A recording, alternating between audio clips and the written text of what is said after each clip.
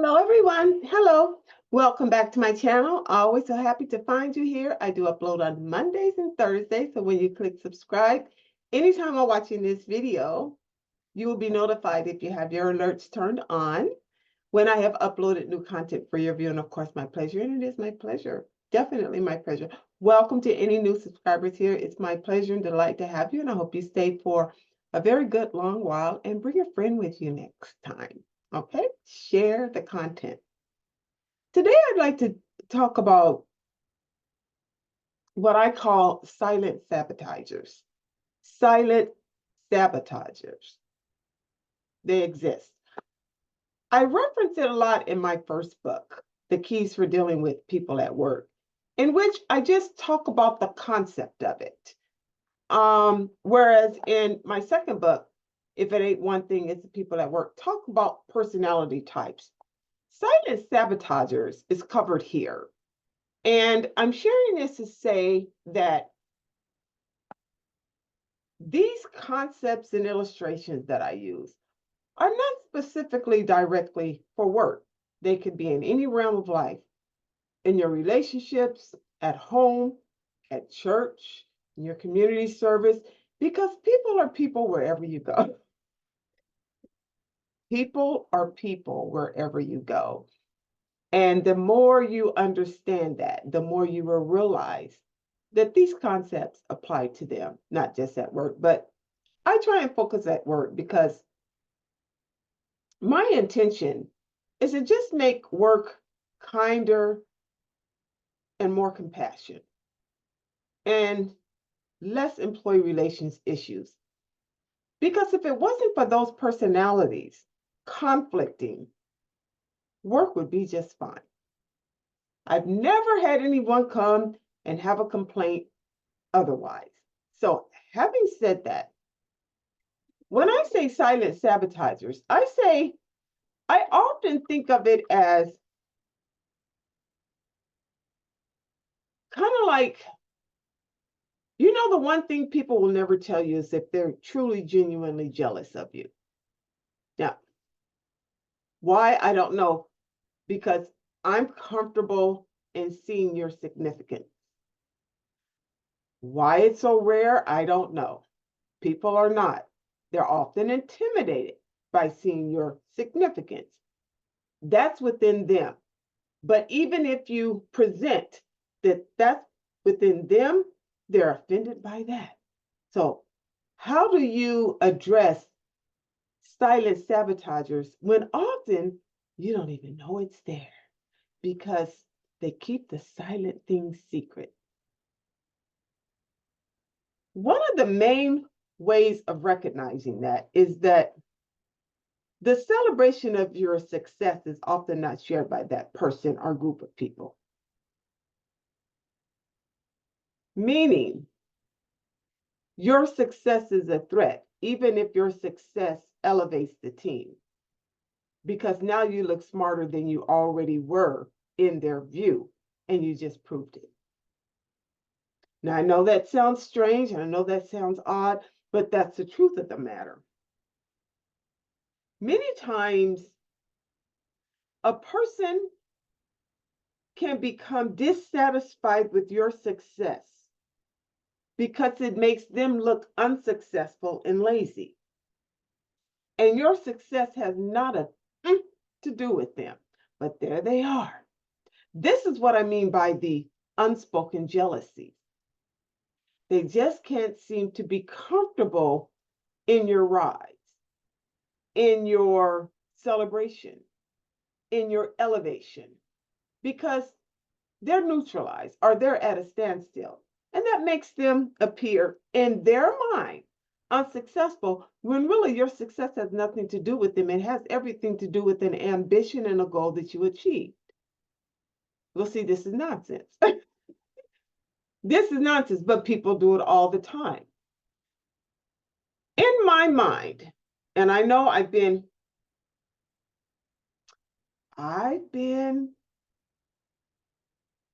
guided to share less of my wonderful thoughts and keep my wonderful thoughts to my own little head. but this one I'm going to share anyhow. And that is, I have derived a view that work has two main groups of people, the new and the old. Now, when I say new, I don't just mean new hires, but of course, new hires would be in that group.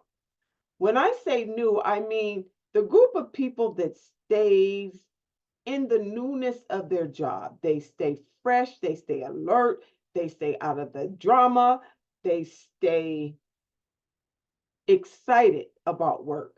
And then you get the old, the thunk, that they are cliques, they are think tanks, we've always done it this way. They can't receive the innovation. They block progress. They stalemate. Rarely do you see a person on both teams. Rarely do you see both teams come together. What they do is they collide. It is a silent sabotaging on the work effort, I'd say, the work of being at work. Now, again, I said these concepts can happen in your relationships.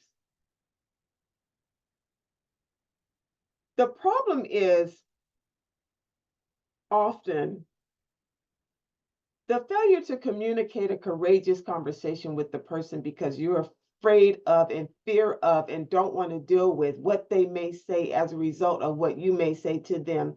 And that will begin a conversation that you don't want to have in the first place. You see.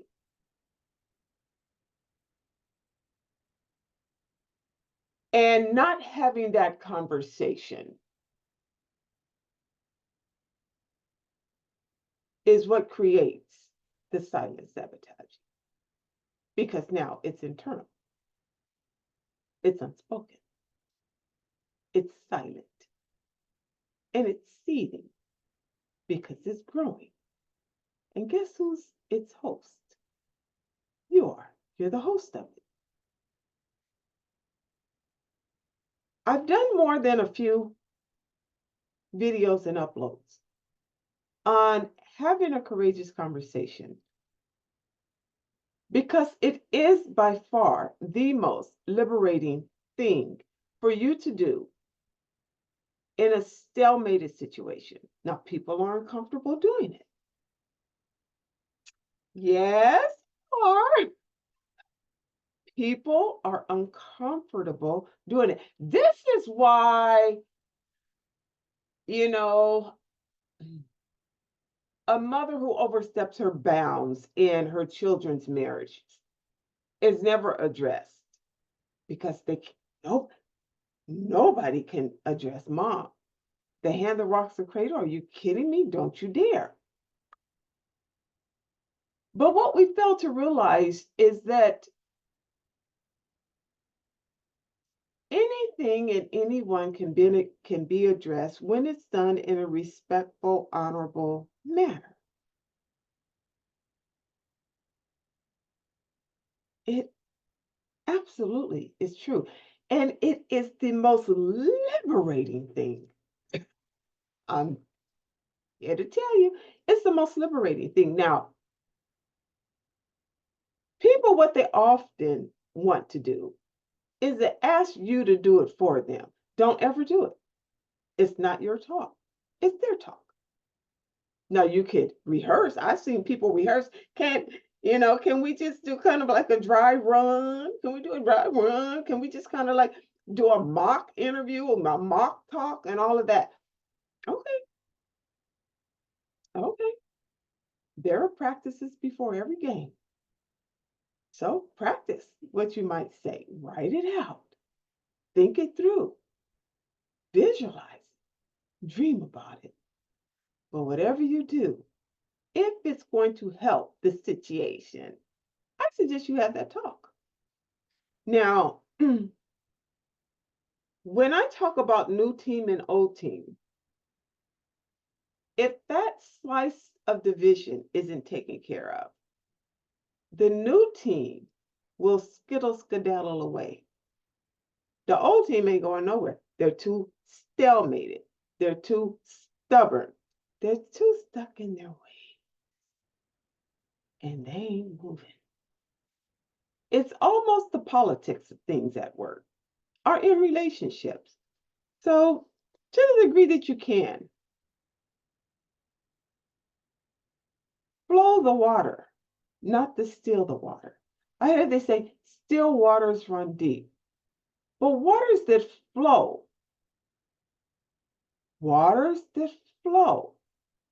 are the ones that cross the creek. So just flow with it. Now, I'll share this, and I've shared it at least once or twice before. I look at myself having these talks now, and there is no way in the world I could have imagined having these talks so easily and effortlessly even 10 years ago. No. My boss helped me get there. And he would say to me, Sheri, you've got to stop doing everybody's work. He goes, I'm going to write you up and send you to HR. I'm the HR. But he would say, you've got to stop. And it was very difficult for me to say no to my colleagues. Very hard, very hard. I was the person that took all the copious notes. And you can use my notes. You can use my notes. And now I would go, why is it you missed that? Okay, if you missed that meeting, you bet it's not mean, it's not nasty, it's not difficult. It is adulting. And I am grateful he made me do it. Because what came from that, and these are my words, what came from that is a liberation to use my language in a helpful, useful way to someone else other than myself. Because when it's in your head and it's not being said, the only person benefiting is you. So I'll still help, I'll still partner, I'll still work alongside of you. I'm just not going to do it for you anymore. And I'm very comfortable in saying, yeah, I'm sorry, I can't get to that. I've got so much else on my desk. I have so much else. Have you seen my emails? Y'all don't need to email me no more. Really, seriously. Like, you don't need to CC me on everything. Like, really. Really.